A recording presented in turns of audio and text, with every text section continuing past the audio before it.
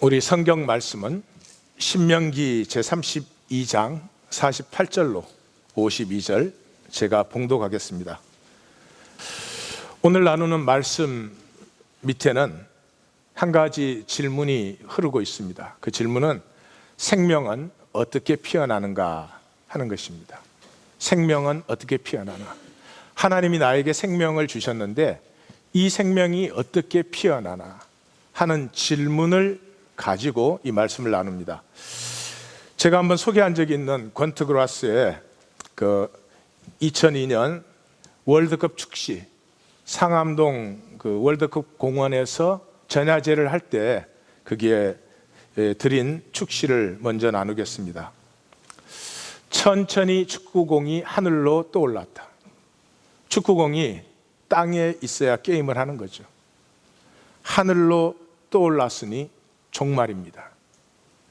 우리는 게임을 하면서 삽니다. 남편, 아내 간에도 게임을 합니다.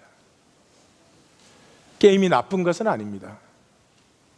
게임 속에 무엇을 담느냐 하는 것은 우리의 선택입니다. 그러나 게임이 중요한 것은 게임은 영원히 계속되지 않는다는 것입니다. 게임은 끝나는 시간이 있기 때문에 게임이라는 것을 아셔야 됩니다.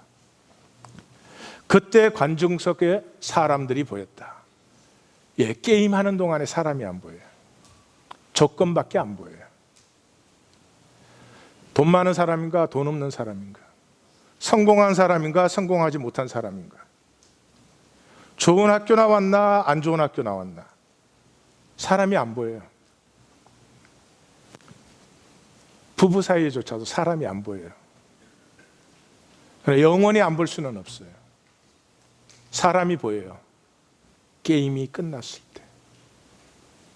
고도각의 시인은 골대 앞에 서 있었고, 골대 앞에 시인이 서 있었어요. 우리는 우리 게임하면서 마음대로 골을 넣어요. 자기 생각대로 골을 넣어요. 잘못 넣은 것까지 골이라고 우기면서 삽니다. 근데 분명히 지키는 사람은 있었어요. 극히 소수죠. 이 시대도 삶이란 마음대로 사는 것이 아니라고 외치는 음성이 그 기드물지만 곳곳에 있습니다. 심판은 호각을 불었다. 오프사이드. 오프사이드가 선언되면 어떻게 되죠? 분명히 골을 넣어서 골이 들어갔죠. 근데 오프사이드 그러면 뭐예요? 내 마음대로 분명히 골을 넣었죠. 내 마음대로 의미도 만들었죠. 내 마음대로 가치도 만들었죠. 끝날 때는 오프사이드. 허무밖에 안 남아요. 가시덤불과 엉겅퀴밖에는 안 남아요. 마음대로 게임할 수 있지 않습니다. 게임은 룰이 있기 때문에 게임입니다. 세상 모두가 마음대로 게임합니다. 마음대로 생각합니다. 마음대로 믿습니다. 마음대로 예배합니다. 그러나 호각이 불릴 때가 있는 것을 아셔야 됩니다. 삶은 도대체 무엇인가? 이 질문을 하셔야 됩니다. 질문하지 않으면 떠내려가는 것입니다. 남들 따라 떠내려가는 것입니다. 남들이 좋다는 것 자기도 가지고 싶습니다. 남들이 멋있다 그러면 자기도 그렇게 되고 싶습니다. 남의 욕망으로 산 삶은 자기 것이 결코 되지 않습니다. 나는 도대체 누구인데 이 시간, 이 자리에 이 모습으로 있는 것인가? 나는 왜 태어났고, 나는 왜 이렇게 살고 있으며, 나는 어디에 쓸 것인가?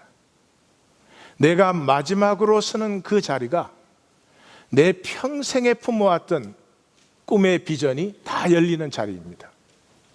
물론 약속으로 사셨을 때 그 자리가 오프사이드도 됩니다. 모든 것이 허무해지는 자리도 됩니다. 그 자리가 내 생명이 앞으로 연걸, 모든 비전이 열리는 자리도 되는 것이죠. 아이작 스턴이라고 하는 지휘자고 바이올리니스트고 카네기홀 그 유지하는 무브먼트에서 그 유명해지고 차세대 음악 교육을 전 세계 다니면서 하셔서 유명하죠.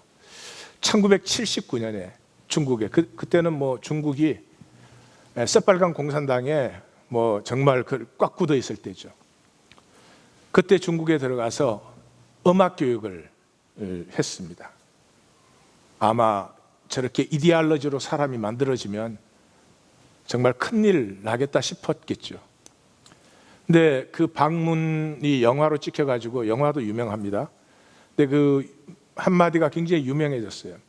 그 중국에 들어가니까 그 테크닉을 열심히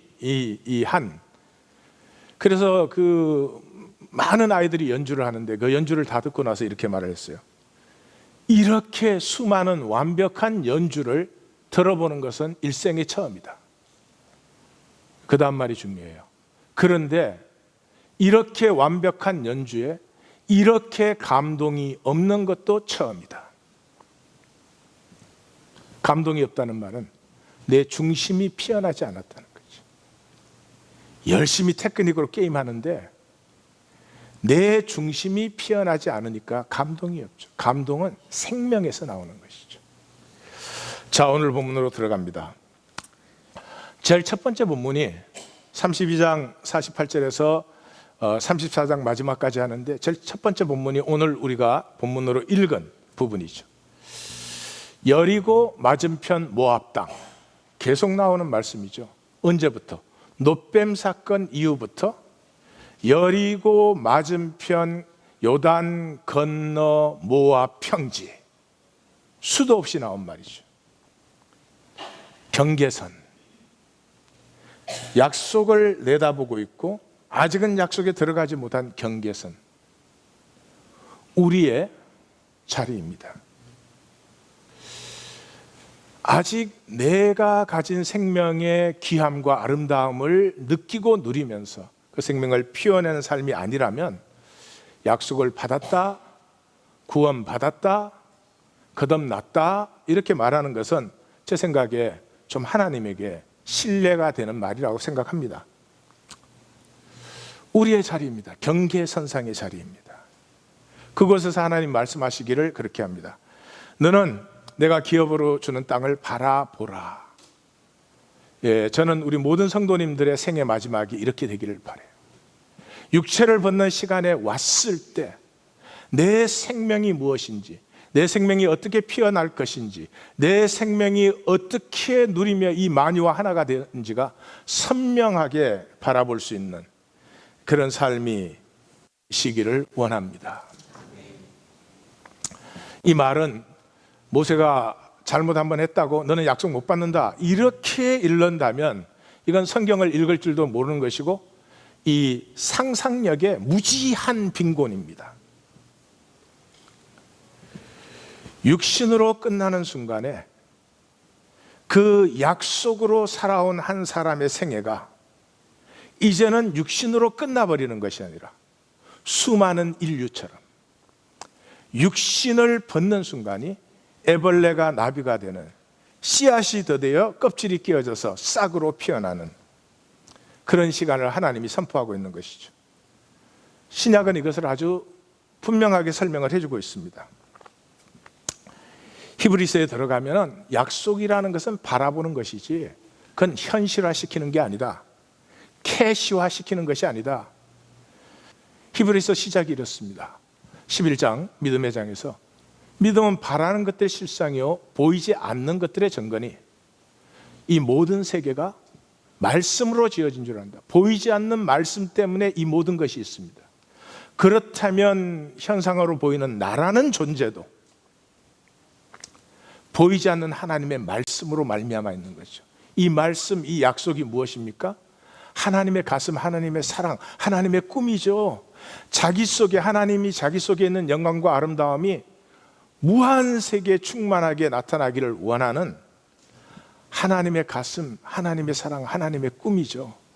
그러니까 나라는 존재도 그 하나님의 가슴, 하나님의 꿈으로 말미암아, 하나님의 그 약속으로 말미암아 내가 이 자리에 있죠. 그래서 이 선언 이후에는 그 하나님의 가슴으로 피어난 사람들의 얘기를 펼칩니다. 아벨의 얘기가 나오고요. 아벨은 더 나은 제사를, 육신이 죽었냐 살았냐, 그게 포인트가 없죠. 다 죽는 것이죠. 육신이야. 더 나은 제사를, 하나님이 받으실 수 있는 제사를, 하나님이 받으실 수 있는 제사는 부족해도 중심의 진실이 있으셔야 됩니다. 아벨의 이야기, 에녹의 이야기, 노아의 이야기, 그 다음에 아브라함의 이야기, 그 다음에 사라의 이야기를 한 다음에 뭐라고 합니까? 이 사람들이 다 믿음을 따라 죽었어요. 죽음의 순간에 믿음이 선명해야지. 약속은 받는 것이 아니고, 약속은 현상화, 현실화, 캐시화 시키는 것이 아니고, 그것을 어떻게 멀리서 보고 환영하며, 그 내가 육신 안에서 바라며 살아왔던 그 비전이 육신을 벗을 때, 온전히 열릴 때, 그 영광의 세계를 바라볼 때 우리는 선명해집니다. 이 땅의 내 삶은 외국인이었고 나그네였구나. 왜 그렇게 이 땅에 살면서 편하지 않았을까? 왜 그렇게 낯선 곳에 있는 느낌이었을까? 여러분은 어떻습니까? 편합니까? 이 세상이. 12세기에 빅토르 위고라고 하는 그 스칼라스틱 철학자가 있었습니다. 레미제라블 쓴 빅토르 위고가 아니고 12세기 철학자. 그분이 이런 말을 했어요. 고향을 그리워하면 미성숙한 것이고, 어디를 가도 고향으로 살면 그 사람은 상당히 성숙한 사람이고, 세상 어디에 가서 있어도 고향이 아닌 사람은 완성된 사람이다. 그렇죠. 내가 생명이면 이 세상은 고향되지 않습니다. 생명이면 아름답게 살고 싶습니다. 가치 있게 나누어지고 싶습니다. 생명이면 너와 나의 말 한마디와 눈짓 하나에도 어떤 의미가 연결기를 원합니다. 그저 내 주머니만 조금 더 채우고 지키면 나는 됐다. 이런 생명의 고향은 있을 수가 없지. 그래서 나온 바 본향을 생각했다면 얼마든지 돌아갔겠지만, 하늘에 있는 본질 세계에 있는 그 본향을 바라보았기 때문에 하나님이 그들의 하나님이라 일컬으심을 부끄러워하지 아니하였다. 부끄러움에 사로잡힌 사람은 피어나지 않습니다. 나에게 한 가지 이상이야 다 있지, 한 가지 좋은 점이 있다면 그걸로 피어나면 돼요. 그럼 만 가지 부족한 것이 거름이 되어서 그 한 가지가 얼마나 잘 피어나는지 몰라요. 근데 이게 마귀가 딱 속이자마자 수치가 들어왔잖아요. 이 세상에 사는 사람은 수치심으로 살잖아요. 수치심 가리려고. 차도 수치심 가리려고 필요한 거 아니에요. 핸드백도 수치심 가리려고 필요한 게 아니에요. 근데 멍청한 건 그걸로 안 가려진다는 걸 모르는 게 멍청한 거지. 그래가지고 그 한 가지로 그냥 살면 되는데, 남들이 정죄해도 하나님이 정죄 안 하시는데 그 한 가지는 안 살고 만 가지 가리려고 살아요. 만 가지를 가리려고. 그 이 생명 에너지를 평생에 거기에 다 낭비하는 거죠. 그 다음에 33장은 이스라엘의 꿈입니다. 모세가 육신의 마지막 순간에 자기에게 허락하신 그 약속의 기업의 꿈을 바라보았을 때, 이 12지파를 향한 꿈이 피어납니다. 이 12지파를 향한 꿈이 피어났을 때, 12지파는 다 잘 되었어, 다 아름답게 번성해, 그러면 참 좋겠는데 그렇지 않습니다. 잘 들으시기 바랍니다. 첫째, 뿌리가 나옵니다. 이 약속의 사람들이 이 약속으로 피어나는 뿌리가, 하나님께서 저들을 애굽에서 인도해내시고 시내산에서 언약을 주시고 광야를 인도하시고 그 1만 성도, 모든 성도 가운데 강림하실 때 어떻게 강림하셨어요? 불 속에서 말씀으로. 이 신명기 4장이죠. 초월적인 하나님, 초월적인 섭리, 우상화시킬 수 없는 하나님, 불 가운데 말씀으로 우상화시킬 수 있는 신은 우리 마음대로 만들어서 우리 편한 대로 핸들할 수 있잖아요. 그런데 불 가운데서 말씀으로 임하시는 하나님, 리듀스 시킬 수 있어요. 내 마음대로 핸들할 수 있어요. 없지요. 우리 종교는 얼마나 우리가 편하게 핸들하고 있는지, 내 마음대로 나오고 내 마음대로 들어가고 내 마음대로 살고,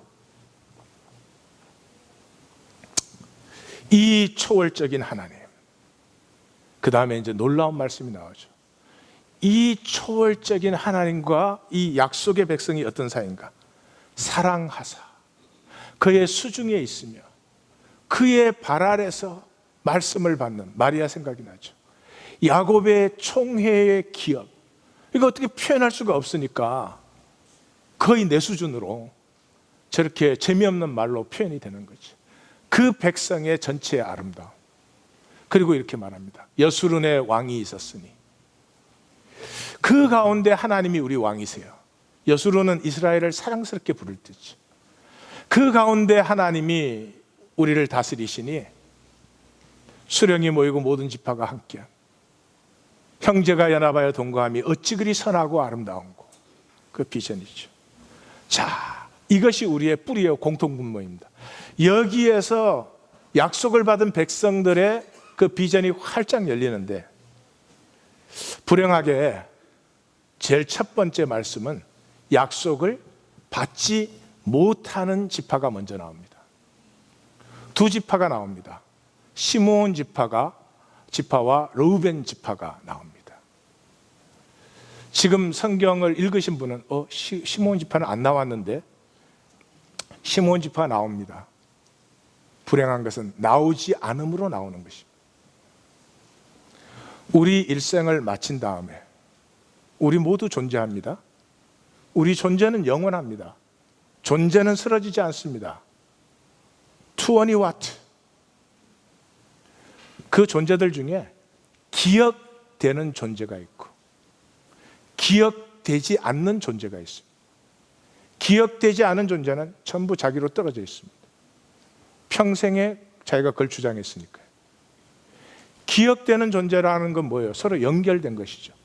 너가 나의 기억 속에 있고 내가 너의 기억 속에 있는 거죠. 시므온 지파, 기억되지 않는 지파입니다. 나타나지 않음으로 나타납니다. 이 시므온과 르우벤 지파가 처음에 나오는데, 시므온은 먼저 살펴보십시다. 시므온은 무엇보다도 세겜에서 디나 사건이 일어났을 때 그 살육을 레위와 더불어서 자기 바로 밑에 동생 레위와 둘이서 살육을 했죠.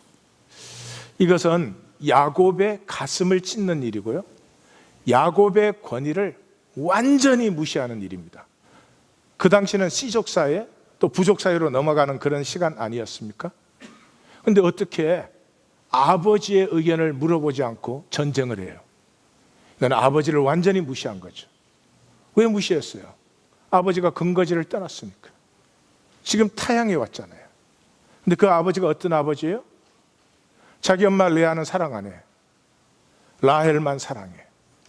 자기 형제들은 아들 취급도 안 해. 라헬이 낳은 아들만 좋아해. 그 아버지가 싫은 거죠. 이제 아들은 장성했죠. 지역은 낯선 타향이죠.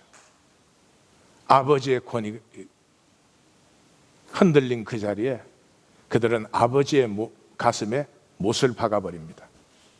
얼마나 야곱이 서운했으면 49장 예언에서 저의 칼은 살육의 도구로다.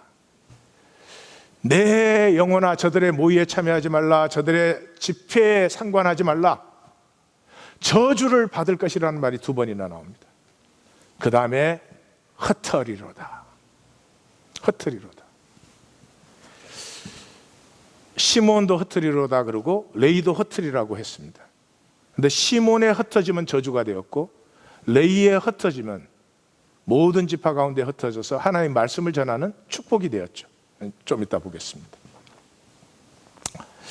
요셉을 죽이려고 할 때 보시면 이따 러우벤 지파에서 보시면 알겠지만은 러우벤은 죽이지는 말자 그랬죠. 죽이지는 말자 그랬는데 성경에는 안 나와 있지만 오늘 본문은 하나님의 가슴을 이렇게 느낄 줄 아셔야 됩니다. 요셉이 나중에 총리 대신이 됐을 때 형제들이 양식을 차러 왔을 때 한 사람을 볼모로 잡을 때 시므온을 감옥에 가둡니다. 우연이겠습니까? 미니 많이 뭐 했겠습니까? 아닙니다. 러우벤이 살려주자고 했을 때 러우벤을 제외하고 나면 시므온이 제일 연장자죠. 제일 큰형이죠. 근데 러우벤은 이때 그 자기 아버지의 서모의 침상에 들어간 것으로 사실은 장자의 권한이 거의 꺾여 있는 상태입니다. 그 시므온이 장자 노릇을 하는 때죠. 그런데 아마 그 러우벤이 형 같지 않아도 살려두자 그러면 살려두자 그래야 되는데 안 돼, 죽여야 돼. 아마 이 말은 시므온이 했던 것 같아요. 내가 그 옆에서 봤으니까.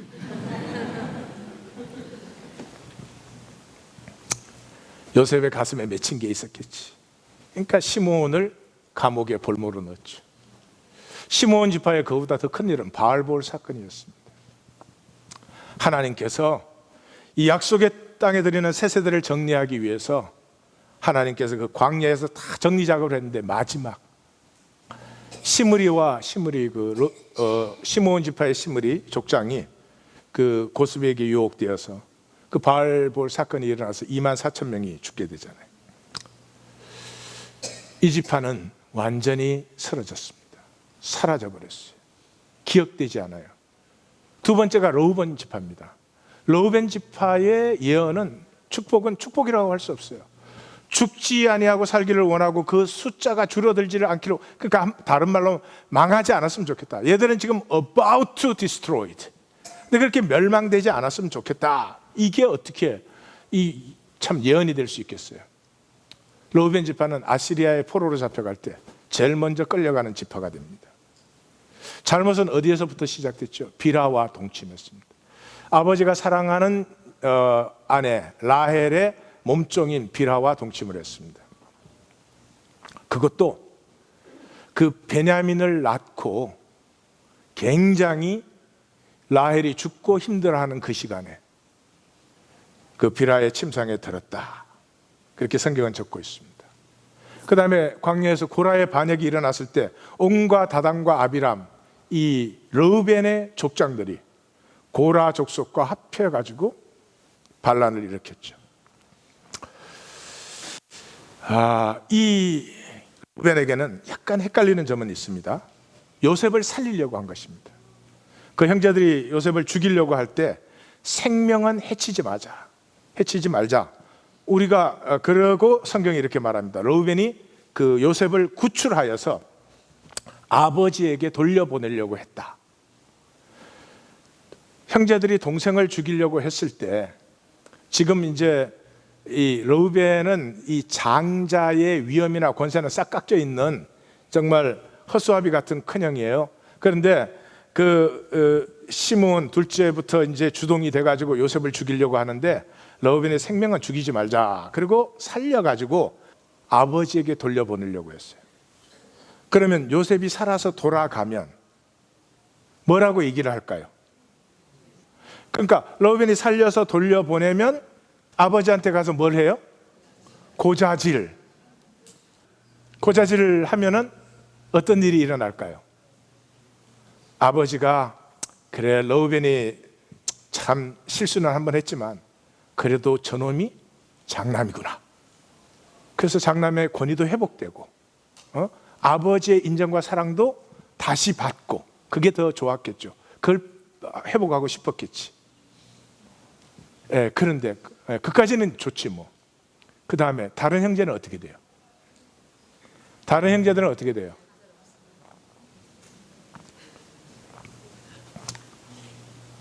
끝나는 거지 뭐. 러브에는 시므온은 돌이킴이 아예 없는 사람이었어요. 말씀을 어떻게 듣든 말든 돌이키지 않아요. 러브에는 제스처는 있었어요.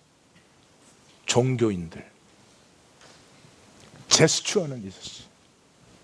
그러나 결코 돌이키지는 않아요. 중심의 진실이 없죠. 돌이키고 싶은 생각이 있죠. 돌이켜야 되겠다는 마음도 있죠. 그러나 결코 돌이키지 않습니다. 왜? 돌이키면 불편해지니까. 이제까지 살아온 내 삶이 불편해지니까. 컨트롤이 안 되니까. 중심의 진실이 없어요. 12지파에 대한 비전이 열리는데 첫 번, 두 번째 지파, 이것은 약속에서 단절된 지파가 먼저 나옵니다. 우리에게 경계가 되죠. 그 다음에 두 지파를 또 주목해 봐야 됩니다. 그 영광이 회복된 지파입니다. 똑같이 범죄했고 더한 죄를 저질렀습니다. 그런데 이들은 회복된 영광을 가지고 있습니다. 첫 번째가 레위 지파입니다. 레위는 시므온과 똑같이 저주를 받은 사람이죠. 시므온과 레위는 형제요, 그들의 칼은 폭력의 도구다. 그들의 모의에 내 호나 상관하지 말아라. 내 영광아 그들의 집회에 참여하지 말아라. 그들은 저주를 받을 것이요, 저주를 받을 것이요, 그들은 이스라엘 중에서 흩어질 것이다. 이렇게. 똑같은 저주를 받았습니다. 시므온은 없어졌습니다. 레위는 가장 영광스럽게 세움을 받습니다. 그래서 그 다음에 뭐라고 나오죠? 이 신명기의 비전에서는 둠민과 우림이 그들에게 있고, 둠민과 우림은 완전하다, 빛, 그런 뜻인데 하나님의 뜻을 이제 깨우치는 도구죠. 그 다음에 9절에서는 부모는 보지 못했다 그러고 형제는 인정하지 아니하고 자녀는 알지 못한다. 그리고 그것을 넘어서 말씀의 언약을 지켰다 이렇게 나와요. 이건 무슨 말이죠? 금송아지 사건 때 모세가 내려와 보니까 금송아지 만들어 놓고 다 난리잖아요. 그때 모세가 뭐라 그랬어요?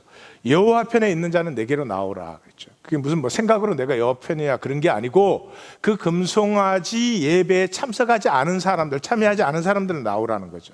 그때 레위 지파가 나왔죠. 그것도 같은 이유겠죠. 모세가 산에 올라가 있는지 살았는지 죽었는지도 모르는데 다른 지파들은 금송아지 만들자고 난리인데 레위 지파하고 아론은 자기 형제 아니에요. 어떻게 차마 다른 이 지파들과 다 같이 모세에게 어떻게 됐는지 모르겠다, 우리 빨리 만들자, 이럴 수 있었겠어요? 뿐만 아니라 그러잖아요. 엄마는 자식의 말을 남보다 더 믿잖아요. 그게 혈육이라는 거죠. 그래서 차마 금송아지 못 만들고 그게 예배 못 했겠죠. 그러니까 여호와 편에 있는 자는 내게 나오라 그럴 때 레위 지파가 다 나왔죠. 칼을 차고 나와서 모세가 형제와 친구와 이웃을 치라 그랬더니 자기의 아들과 형제를 쳤으니 여호와께 헌신되어졌다. 이상한 본문입니까? 이상하지 않습니다. 그러면 하나님 위해서는 가족도 죽이는 거냐? 예, 죽여야 됩니다. 잘 들으십시오. 하나님의 형상으로 지음받은 인간이 한 생애를 살아가는데 내게 제일 중요한 건 나와 내 가족밖에 없다. 그건 동물이죠. 죄송합니다 이렇게 표현해서. 동물이 자기 새끼 얼마나 사랑하는지 아십니까? 잘 모르시는 분은 시튼의 동물기를 한번 읽어보시기 바래요. 가족이 귀하죠. 사랑스럽죠. 그러나 인간이 산다는 것은요, 내 가족이 귀중하지만 민족이 아픔을 당하고 있으면 민족이 가족보다 귀해지는 것입니다. 이것이 가족을 진정으로 사랑하는 길입니다. 내 가족이 귀하죠. 자식은 눈에 넣어도 안 아픕니다. 그래도 인류가 아파할 때는 인류가 내 가족보다 귀해야지 인간의 삶을 산다고 말할 수 있지. 이렇게 세상이 아프고 힘들고 난장판인데도 내 가족만 잘 먹고 잘 살면 된다. 그럼 그 마귀에 속이는 것입니다. 우리의 존재 가치를 말살시키는 것입니다. 우리 하나님 교회는 어떤 분도 속지 않으실 줄 믿습니다. 예. 나중에 자식이 이럴까요? 세상 아픈데도 엄마 아빠 나한테 빵빵하게 먹여줘서 아버지 고마워요 그럴까요? 그러지 않습니다.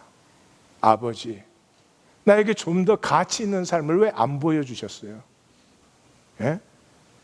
좀 고생하고 덜 먹고 덜 입어도 되는데 왜 아버지 좀 높은 가치의 삶을 사시는 모습을 내게 안 보이셨어요? 이러지. 어느 자식이 그때 용돈 30불 더 줘서 정말 고마워요. 그렇지 않습니다. 내 가족도 중요하고 내 부모도 중요하고 자식도 중요하지만 하나님의 일과 뜻을 받아들인 레위 지파를 그래서 제사장 지파로 삼으셨다.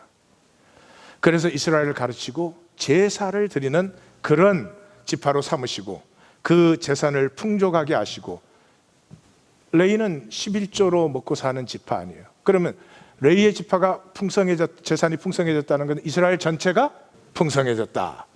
그의 손의 일을, 그의 손이 뭐예요? 제사죠. 이스라엘과 하나님 사이에 영원한 문제가 뭐예요? 제사를 받는다 안 받는다 이거 아니에요. 이사야 선지자가 시작하자마자 나는 너희 제사 안 받는다. 받을 수 없는 제사를 드리니까 난 너희의 기름에 찔렸다. 제발 그거 좀 그만해라. 주일 예배, 3일 예배, 금요 기도회로 모이는 것 좀 그만해라 그러지 않았어요?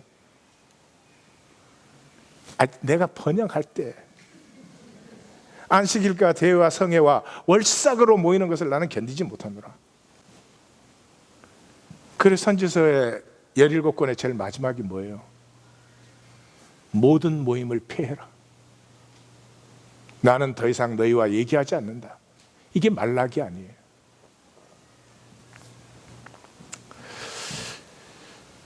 이 레위 지파, 그 다음에 유다 지파. 유다는 제가 그 12아들 중에 제일 사랑하는 사람이고 제 가슴에 있는 사람이고, 우리 모든 성도님들이 유다와 같아지기를 원하고 그렇죠. 유다의 이 신명기 그 예언은 그렇게 되어 있죠. 그의 백성에게로 인도된다. 이게 왕의 취임식이죠. 왕을 대관할 때 백성들을 다 모아놓고 그 다음에 왕을 그 앞으로 인도해 내죠. 그래서 너희의 왕이라고 선포하죠. 자, 이 유다가 어떤 사람이죠? 요셉을 팔았어요.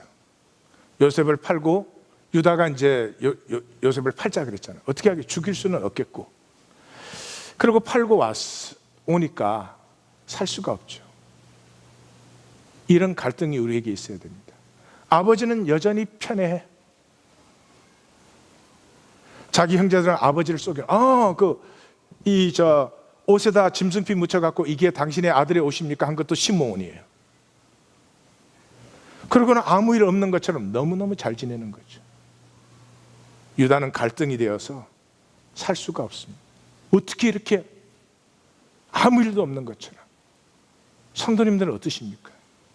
이 세상에 일어나는 일들을 보시면 어떻게 그렇게 아무 일도 없는 것처럼, 나 하나만 잘 살면 되는 것처럼, 갈등이 없으면 어떻게 하나님의 자녀라고 할 수 있겠습니까?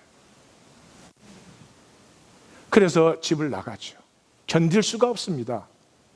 나가면 어디로 가겠습니까? 이방으로 가죠. 아둘람 사람 히람과 친구가 됩니다. 끝까지 집에 돌아올 때까지 히람과 친구가 된 것을 볼 수가 있는데, 이 아둘람 사람 히라하고 친구가 되어서 그 수아의 딸이라는 여자를 알게 됩니다. 결혼한 것도 아니고 동거 수준이었는지 그건 잘 모르겠어요. 이 말은 뭐죠? 아브라함의 하나님, 이삭의 하나님, 야곱의 하나님은 완전히 버린 것입니다. 자기와는 관계가 없는 것입니다. 이제 이방 땅에 와서 이방 사람을 사귀어서 이방식으로 살고 있습니다. 그러다 보니 애가 태어났습니다. 첫째 엘, 둘째 오난이 태어났습니다. 성경을 보면 첫째, 둘째 태어날 때는 그래도 곁에라도 있었습니다. 세 번째 셀라가 태어날 때는 거십에 있었더라 그렇게 되어 있어요. 그러니까 뭐 마음 붙일 데가 없으니까 돌아다닌 것 같아요. 그런데 큰아들 엘이 홍기가 되었을 때는 유다의 마음의 변화가 일어났습니다. 여기 보니까 아내를 데려오니 그렇게 되어 있습니다. 여자를 하나 데려다 줬다 이러지 않습니다. 아내를, 자기는 결혼 안 했잖아요. 그러니까 아내를 데리고 왔다는 이 말 속에 이 나이든 유다, 큰아들이 결혼할 연령이 됐으니까 나이든 유다에게 이미 무언가 변화가 일어났죠. 하나님이 역사하고 계세요. 이제 어떻게 역사하시는지는 점점 보시면 알겠지만, 그랬는데 엘이 죽었습니다. 엘이 죽었을 때 유다의 가슴에는 뭔가가 있었습니다. 그 어떻게 알아요? 왜냐 그러면 그 동생 오난을 드렸습니다. 이 오난은 고혈법이잖아요. 야훼법입니다. 이방과는 아무 상관이 없는 법입니다. 그러니까 그 야훼법을 따라서 동생을 넣었다는 것은 이미 유다의 가슴에는 하나님에 대한 상당한 두려움도 있었고, 이제는 어떻게 돌아가야 된다는 그 귀향의 본능도 있었습니다. 분명히. 안 그러고는 그 야훼법을 했을 리가 없죠. 그런데 오난마저 죽었습니다. 이때 유다는 엄청나게 두려웠을 것입니다. 아, 하나님 계시는구나. 하나님이 뭔가 역사하시는구나. 엄청나게 두려웠겠죠. 이제는 셀라를 지켜야 됩니다. 이 셋째 아들마저 죽일 수는 없습니다. 이 셀라를 지켜야 되는 유다의 마음에는 계산이 잘 돌아가죠. 계산. 첫째, 이 여자가 가난한 여자여서 재수가 없는 모양이다. 예? 하나님이 가난한 여자라서 저주를 한 것인가, 그런 생각도 있었을 거예요. 두 번째, 재산도 지키고 싶죠. 그러니까 친정으로 돌려보냈습니다. 자, 친정으로 돌려보내는데 셀라하고 약속을 했으니까 재산 안 떼줘도 되죠. 세 번째, 친정으로 돌려보냈는데 이 여자가 가서 수절 못하면 모든 문제는 저절로 해결. 그런데 이 어리석은 유다가 아직까지 못 보는 게 있어요. 이미 하나님 자기 역사하고 있잖아요. 자기가 오난을 들여보낸 것부터 이거는 자기가 깜짝 스스로에게 놀랄 일이지. 그런데도 하나님을 인정 안 하는 거죠. 이 일이 하나님이 진행하고 있는 거죠. 하나님이 진행하고 있는 걸 어떻게 알 수가 있어요? 다말이 돌아가서 수절을 하네. 그 다말이 그때 들었대요. 저 조선 이런 나라는 연료비를 세워준대더라. 그 혹시 나에게도 세워줄까? 그러고 이제 수절을 하고 있는 거예요. 아, 이게 수절을 안 해야 문제가 해결되는데. 그러니까 시간이 지나면서 다말은 자기의 권리를 스스로 찾기 시작합니다. 높은 스피릿입니다. 그 당시에 여자의 최고의 저주는, 그 당시는 문화로 아이를 낳지 못하는 것이었습니다. 자기 아이를 갖지 못하는 것이었습니다. 그러면 이 여인은 아이를 갖고 싶으면 다른 남자 만나면 됩니다. 그런데 자기가 유다 집안에 결혼을 했잖아요. 유다 집안의 씨를 받기로 결정을 합니다. 이건 하나님이 역사하지 않고는 인간적으로는 이런 일이 일어날 수도 없고 설명도 되지 않는 일이죠. 메시아의 기상입니다. 이게 메시아의 기상. 내가 한번 약속했으면 그 약속에 대해서 세상에 어떤 방해와 어려움이 있어도 그 약속을 향해서는 누구도 나를 정죄하지 못하는. 그래서 털 깎는 시즌이 됐을 때 유다가 그 털 깎는 자리에 나오고, 유다 그때는 수아의 딸이 죽었을 때입니다. 그러니까 유다는 이 자기 정욕의 문제를 이 창녀로 해결했던 것 같아요. 그래서 털을 깎고 창녀를 찾았습니다. 보니까 창녀 같은 여자가 있으니까 데리고 잤습니다.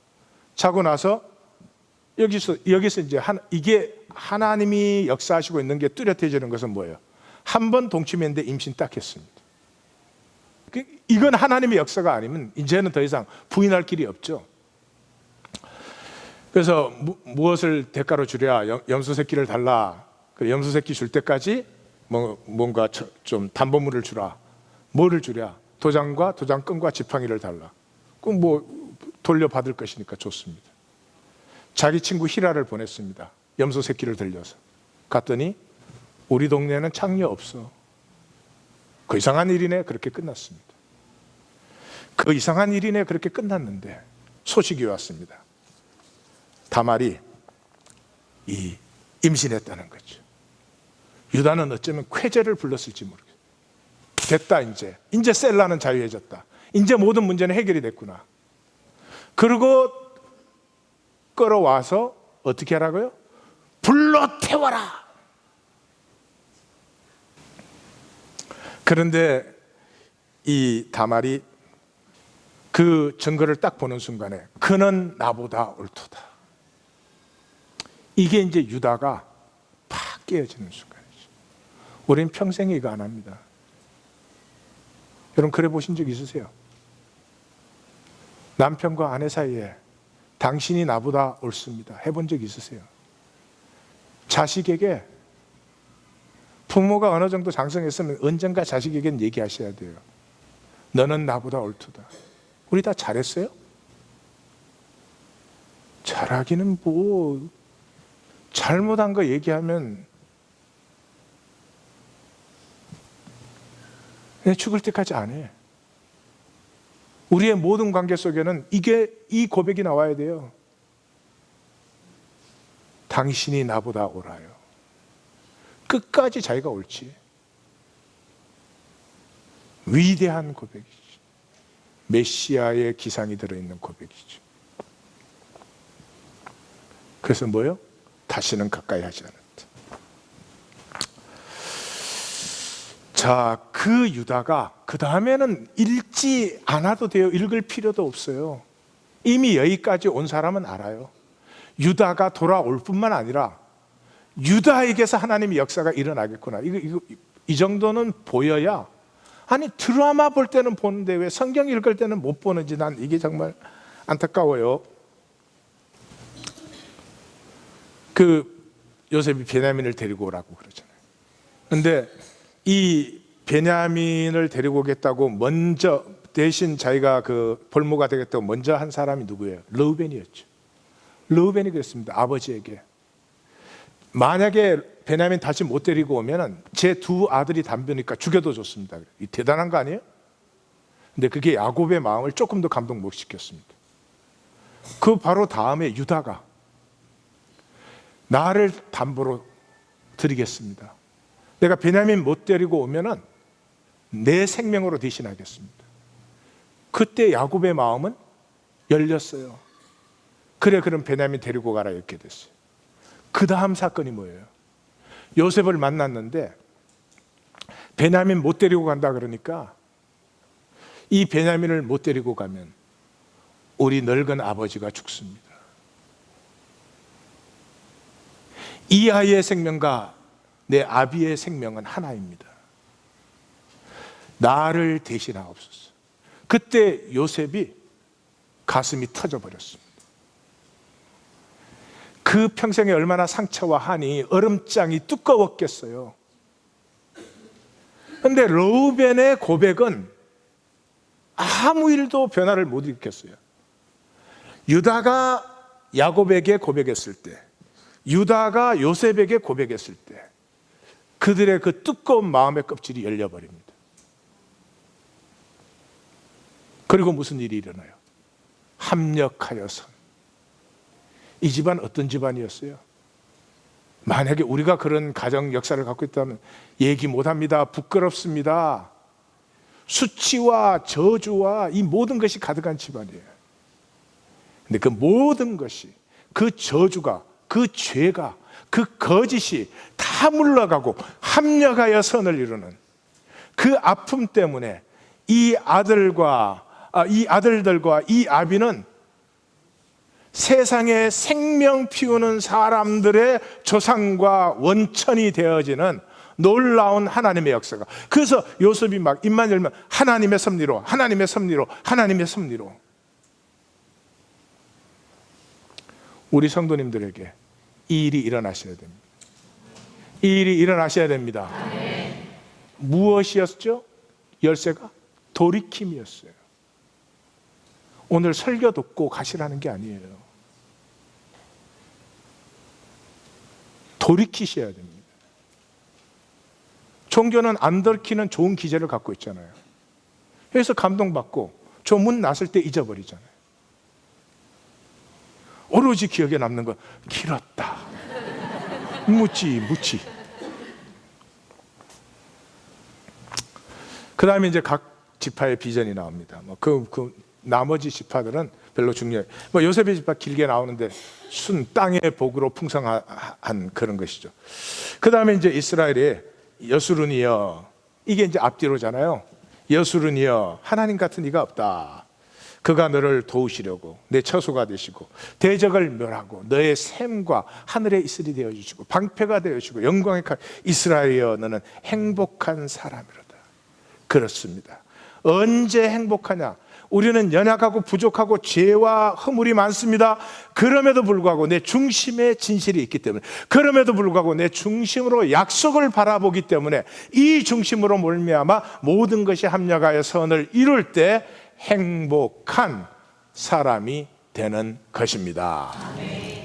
그것을 성경은 하나님이 우리 가운데 계시면서 구원을 베푸시는 전능자가 아니면 모든 것을 합력하여 선을 이루게 못하시죠. 그가 너로 말미암아 기쁨을 이기지 못하시며 잠잠히 사랑하시며, 이 뭔지 느껴보세요. 다는 아무런 의미가 없어요. 기쁨을 이기지 못하는 그 사랑 아시죠? 다 우리가 자녀에 대해서 너를 잠잠히 사랑하시며 너로 말미암아 즐거이 부르며, 즐거이 부른다, 노래를 부른다는 것이에요. 찬양을 즐거이 부르며 기뻐하시리로다. 기뻐하시리라. 아멘. 자, 그 다음에 이제 34장입니다. 34장은 모세의 떠남이죠. 이제 보라 그러고 세우셨죠. 그 다음에 여기 보면은 이제 다 보이십니다. 그래서 다시 모압 평지에서 노브산에 올라가 여리고 맞은편 비스가 산 꼭대기에 이르러서 까지 바라보라 했죠. 다 보여주세요. 우리가 육체를 벗는 순간에 다시 한번 말씀드려요. 약속의 유업의 지경들이 그때는 얼굴과 얼굴을 맞대고 보듯이 선명하게 보이셔야 됩니다. 그래서 아브라함과 이삭과 야곱이 나오죠. 약속. 그 약속한 유업을 보게 했어. 그 다음에는 모세가 죽은 건 그게 중요한 게 아니에요. 뭐 무덤이 어디냐. 우리는 맨날 무덤 만들어 놓고 뭐 철 따라가고 시간마다 가고. 무덤에 들어가기 전에 차례. 무덤에 가가지고 뭐. 예? 그 120세나 됐는데 눈이 흐리지 않고 기력이 쇠하지 아니하였다. 이게 무슨 말? 지금 시력 좋았다 이렇게 읽으시면 안 되지. 예? 120세 나이에 육체를 벗는 순간에 그에게 보이는 약속의 유업을 향한 그 비전이 선명하였고 약속의 유업을 받을 기력이 싱싱하게 살아있더라. 이거는 육신의 그 힘과 이 비전을 얘기하는 게 아니죠. 그 모세가 여호수아를 남기고 선지자의 전통을 남기고 그리고 출애굽의 그 하나님의 놀라운 이야기들을 남기고 그렇게 가셨대. 여기서 이제 설교가 끝나야 되는데 시간이 지금 딱 끝나야 되는 시간인데 최대한으로 빨리 마치도록 하겠습니다. 재미없는 결론을 처음에 하는데 유대교와 시온주의의 허점을 보셔야 돼. 유대교 이 말씀이 얼마나 어마어마한 말씀이에요. 세계 역사를 지금 다스리고 있죠. 그래도 땅의 것밖에는 못 누리죠. 왜 그래요? 이 솔로몬화. 다윗과 솔로몬의 차이가 뭐예요? 다윗의 성전은 그 가슴에 그 중심의 진실에 있었어요. 솔로몬은 겉으로 만들었죠. 왜 만들었어요? 자기 영광을 위해서. 우리 다 사람에게 보이려고 사는 거 아니겠어요? 그래서 이 유대인들은 모세도 땅도 토라도 현실화 시켜버렸어요. 그 모세를 뭐 절대 선지자로 딱 세워놓으니까 다른 선지자 받을 수 있어요? 예수님조차도 못 받죠. 그렇게 됐다는 거죠. 그래서 이 사도 공동체는 이 유대교와 시온주의와 싸우느라고 그 말씀, 히브리서 이제 대표적인 말씀이지만 집 지은 자가 집을 지은 사람이 집보다 귀하지 않냐. 사도 바울도 고린도 교회 편지를 보내면서 새 언약의 일꾼이 되게 하시는데 이 영광이 얼마나 놀라운데 너네들은 그 옛 영광의 그 옛 언약의 영광 때문에도 모세 얼굴을 수건으로 가리지 않았냐. 그런데 이 하나님과 우리가 약속으로 생명관계가 되었을 때 그 심령의 깨어짐, 돌이킴을 넘어서 나오는 새언약의 관계가 되었을 때 그 영광이 얼마나 더하겠냐. 또 예수님은 그랬죠. 너희 의가 서기관과 바리새인보다 더 낫지 못하면 천국에 못 들어가. 종교적 의로는 못 들어간다는 거죠. 그리고 또 계속해서 가는 옛사람에게 말한 바, 옛사람에게 말한 바 살인하지 말라고 그랬지만 노하거나 락하라고 하거나 미련하다고 그러면 지옥불에 들어간다. 너 간음하지 말라고 했는데 그렇지만 여자를 한 번 보고 두 번 보면 안 돼. 뭐 헛되는 맹세하지 말라. 뭐 눈에는 눈, 이는 이로 갚으라는 말을 들었지만 너희는 오른밤 때리면 왼밤 돌려대고 오리 가자 그러면 심리를 같이 가지고 속옷을 달라 그러면 겉옷까지 주어라. 뭐 그 지금 뭐 하는 거예요? 모세의 가르침과 예수님의 말씀 비교하는 거 아니에요. 그래서 총 결론이 하늘에 계신 너희 아버지 온전하신 같이 너희도 온전해라. 자, 여기서 뭐죠? 하나님과 하나님의 말씀과 하나님의 생명과 하나님의 세계는 신비예요. 신비. 신비라는 말은 그냥 간단한 말이에요. I can handle it. 내가 이렇게 핸들할 수 있는 게 아니라는 거죠. 내가 딱딱딱 잘라가지고 맞고 틀리고 이렇게 할 수 있는 게 아니라는 거죠. 신비라는 건 존재 자체로 그냥 누려야 되는 거죠. 근데 존재 자체로 누리기 위해서는 내 껍질을 벗어야죠. 내 진실되어야 되죠. 내게 있는 잘못은 내가 인정해야죠. 그러니까 그건 싫어. 그러니까 신비를 그냥 내가 컨트롤할 수 있는 현상, appearance reality로 reduce 시켜가지고 그거 막 행하면서 어려운 거예요. 나는 주일 지키니까 어려운 사람이 구원받은 사람이야. 뭐 이런 식이 되는 거죠. 유대인이 2000년 모세 갖고 거짓했는데 우리 기독교인은 2000년 동안 뭐 했나요? 각자 답하세요. 두 번째, 우리가 시작할 때 그랬죠. 생명은 어떻게 피어나나? 하나님 내게 생명 주셨는데 이 생명이 내게서 어떻게 피어나나 하는 질문을 가지고 우리가 이 본문을 봐야 됩니다 그랬잖아요. 생명은 현실화시키는 게 아닙니다. 내가 내 아들 사랑하는데 현실화시키면 되겠습니까? 이놈아, 내가 네 사랑해가지고 네한테 준 기저귀가 몇 갠데 그때 값이 얼마였고 이자까지 붙이면 기저귀 값이 일단 23,678불 92전. 그 다음에 너는 밥을 좀 많이 먹었지. 그러니까 여러분 웃죠? 그런 거나 마찬가지예요. 이 종교는 그런 일을 하고 있어요. 하나님이 모세에게 약속을 주시고 인도하셨잖아요. 그 약속을 현상화, 가나안 땅에 딱 들어가는 게 아니고요. 가나안 땅에 들어갈 때도 하나님이 계속 경고하셨죠. 땅이 아니고 땅에서 이루어져 나와 하나 된 삶이라고.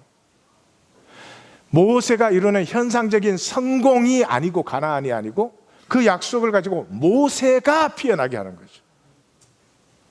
모세가 피어나게 하는 거죠. 여러분이 피어나지 않으면, 여러분이 온 지구를 다 들고 있으면, 다 갖고 있으면 무슨 소용이 있겠습니까? 우리는 뭔가 바라봅니다. 세상 약속 바라보든지 하나님의 약속 바라보든지. 나는 어느 약속을 바라보는 거야. 세상 약속은 개런티, 허무하게 합니다. 남보다 조금 잘났으면 좋겠어. 남보다 조금 더 가졌으면 좋겠어. 남보다 조금 강했으면 좋겠어. 말을 해도 내가 딱 말하면 내 말이 다 받아들여졌으면 좋겠어. 까십하고 있을 때조차도. 개런티. 세상 약속으로 사시면 종신토록 땀 흘려 수고하고도 가시덤불과 은공키예요. 하나님의 약속은 분명한데 한 가지를 약속하십니다. 내가 창조한 너를, 내가 사랑하는 너를 반드시 피어나게 하마. 이 비밀은, 이 신비는 그 너비와 길이와 높이와 깊이를 말로 다 할 수가 없죠. 그 사도 바울의 기도의 결론입니다. 에베소서를 향한 기도의 결론입니다. 같이 한번 읽어볼까요? 그 너비와 길이와 높이와 깊이가 어떠함을 깨달아 하나님의 모든 충만하신 것으로 너희에게 충만하게 하시기를 구하노라. 한 가지 말씀드리죠. 참 나는, 지금 살아있는 동안 참 나는 제한적입니다. 참 나인지 거짓인지도 우리는 서로 알 수 없습니다. 그러나 분명히 알게 되는 순간이 옵니다. 심판이 호각을 불 때. 참 나는 육체를 벗은 후의 나입니다. 다시 말해서 부활한 후의 나가 참 나입니다. 그 보이지 않는 나를 위해서 살고 있든지 사람에게 보이려고, 예수님의 말씀처럼 사람에게 보이려고 살고 있든지 둘 중에 하나입니다. 중간은 없습니다. 기도하십시다.